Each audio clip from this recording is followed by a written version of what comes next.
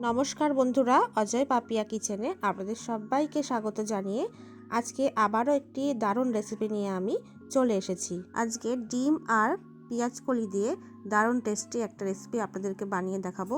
আপনারা রেসিপির পুরো ভিডিওটা দেখতে থাকুন। আর এমনই আরও নতুন নতুন রেসিপির ভিডিও পাওয়ার জন্য এখনই এই চ্যানেলটিকে সাবস্ক্রাইব করে রাখুন। তাহলে চলুন বন্ধুরা, দেরি না করে শুরু করি আজকের রেসিপি। এখানে আমি 6টা ডিম আগে দিয়ে সিদ্ধ করে নিয়েছিলাম, আর সিদ্ধ করে নেওয়ার পর ভালোভাবে খোসাটা আমি ছাড়িয়ে নিয়েছি ডিমগুলোর। এই দেখুন, এবার এই ডিমগুলোকে একটা ছুরির সাহায্যে আমি কেটে দুভাগ করে নেব। এইভাবে ঠিক মাঝখান দিয়ে কেটে আমি ডিমগুলোকে দুভাগ করে নেব। এইভাবে প্রত্যেকটা ডিমই আমি এইভাবে কেটে কেটে দুভাগ করে নেব। একইভাবে সব ডিমগুলোই আমি কেটে নিচ্ছি। সব ডিমগুলোই আমি দুভাগ করে কেটে নিয়েছি। এবার এই ডিমগুলোর মধ্যে আমি কিছু উপকরণ দিয়ে দেব। দিয়ে দিচ্ছি সামান্য পরিমাণে একটু হলুদ গুঁড়ো, তার সাথে দিয়ে দিচ্ছি সামান্য পরিমাণে একটু লঙ্কার গুঁড়ো। হলুদ গুঁড়ো আর লঙ্কার গুঁড়ো দেওয়ার পরে ভালোভাবে মাখিয়ে নেব ডিমের মধ্যে। খুব আলতো হাতে ডিমের মধ্যে হলুদ আর লঙ্কার গুঁড়োটা আমি মাখিয়ে নিচ্ছি। সব ডিমগুলোর মধ্যেই ভালোভাবে হলুদ আর লঙ্কার গুঁড়ো আমি মাখিয়ে নিয়েছি। এবার এখানে আমি নিয়ে নিয়েছি পেঁয়াজ কলি। 200 গ্রাম পেঁয়াজ কলি আমি নিয়েছি। এই পেঁয়াজ কলিগুলোকে প্রথমে আমি কেটে নেব। প্রথমে নিচের দিকটা একটু কেটে আমি বাদ দিয়ে দেব। সামান্য একটু কেটে আমি নিচের দিকটা বাদ দিয়ে দিলাম। তারপরে একটু লম্বা লম্বা করে এইভাবে কেটে নেব। আর ওপরের দিকের যে ফুলের অংশটা সেটা কিন্তু নেব না, সেটা বাদ দিয়ে দিলাম। আর এইভাবে লম্বা লম্বা করে পেঁয়াজ কলিগুলোকে আমি কেটে নেব। এই দেখুন, সব পেঁয়াজ কলিগুলোই আমি কেটে নিয়েছি এইভাবে লম্বা লম্বা করে। পেঁয়াজ কলিটা প্রথমে আমি ধুয়ে নেব পরিষ্কার করে। পেঁয়াজ কলিগুলোকে ভালোভাবে পরিষ্কার করে আমি জল দিয়ে ধুয়ে নিয়েছি। এবার ওভেনের মধ্যে একটা কড়াই বসিয়ে নিয়েছি, আর নিয়ে নিয়েছি 1/4 কাপ পরিমাণে সর্ষের তেল। সামান্য পরিমাণে তেল দিয়ে দিলাম, বাকি তেলটা পরে ব্যবহার করব। তেলটা ভালোভাবে কড়াইয়ের চারপাশে চাড়িয়ে নেওয়ার পর তেলটা ভালোভাবে আমি গরম করে নিয়েছি। তেল গরম হয়ে যাওয়ার পর এক এক করে হলুদ আর লঙ্কার গুঁড়ো মাখিয়ে রাখা ডিমগুলো আমি তেলের মধ্যে দিয়ে দিচ্ছি।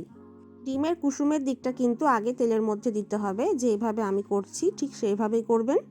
দেওয়ার পরে 2 থেকে 3 মিনিট মিডিয়াম ফ্লেমে আমি ভাজা করে নিয়েছি। এক পাশটা ভাজা হয়ে গেছে। তারপরে খুবই সাবধানে এইভাবে উল্টে নিতে হবে। ডিমগুলো যেহেতু আগে দিয়ে আমি কেটে নিয়েছিলাম, তাই উল্টানোর সময় ভালোভাবে খেয়াল রেখেই উল্টে নিতে হবে।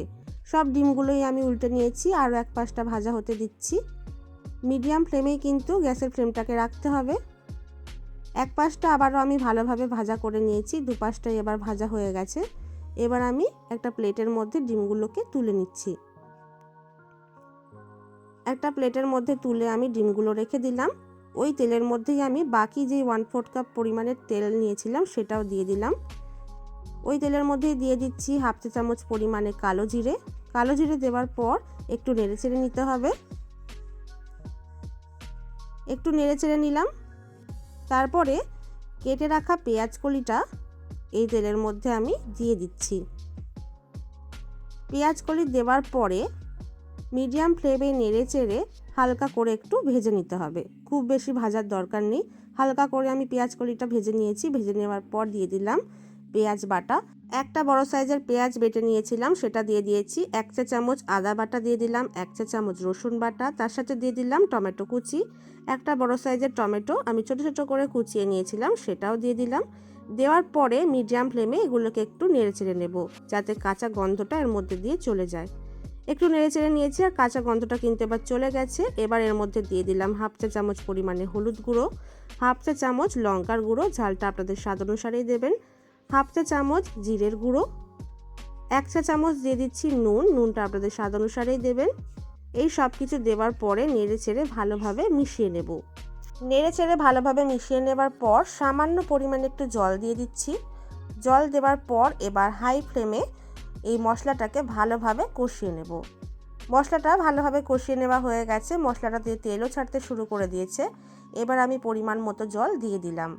খুব বেশি জল দেব না, এটা কিন্তু কারি তৈরি হবে। জল দেওয়ার পর একটু নেড়েচেড়ে নিচ্ছি। নেড়েচেড়ে নেওয়ার পর অপেক্ষা করব ঝোলটা ফোটার জন্য। এইভাবে যখন ঝোলটা ফুটতে শুরু করে দিয়েছে তখন আমি ভেজে রাখা ডিমগুলো দিয়ে দিচ্ছি। ডিমগুলো ঝোলের মধ্যে দেওয়ার সময় ডিমের কুসুমের দিকটা কিন্তু ওপর দিকে রাখতে হবে, যেইভাবে আমি দিচ্ছি দেখুন, এইভাবেই করবেন। সব ডিমগুলোই কিন্তু আমি দিয়ে দিয়েছি ঝোলের মধ্যে। এবার এই ডিমটাকে রান্না করে নেব মিডিয়াম ফ্লেমে ঢাকা দিয়ে 5 মিনিটের জন্য। 5 মিনিট হয়ে গেছে, ঢাকাটা খুলে নিলাম। খুলে নেবার পর হাফ চা চামচ দিয়ে দিচ্ছি শাহি গরম মশলা। গরম মশলা দেওয়ার পর খুবই আলতো হাতে একটু মিশিয়ে নিতে হবে। মিশিয়ে নেওয়া হয়ে গেলেই কিন্তু তৈরি হয়ে গেল আজকের রেসিপি। একদম দুর্দান্ত স্বাদের পেঁয়াজ কলি দিয়ে ডিমের কারি। এই ডিমের কারি খেতে কিন্তু দারুণ লাগে বন্ধুরা, গরম ভাত, রুটি, পরোটা, লুচির সঙ্গেও খেতে দুর্দান্ত লাগে।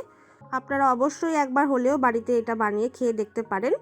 আশা করছি আপনাদের খুবই ভালো লাগবে। তাহলে বন্ধুরা, আমার আজকের এই পেঁয়াজ কলি দিয়ে ডিমের কারি রেসিপিটি যদি আপনাদের ভালো লেগে থাকে লাইক, কমেন্ট, শেয়ার করতে কিন্তু ভুলবেন না। ভিডিওটি শেষ পর্যন্ত দেখার জন্য অনেক অনেক ধন্যবাদ।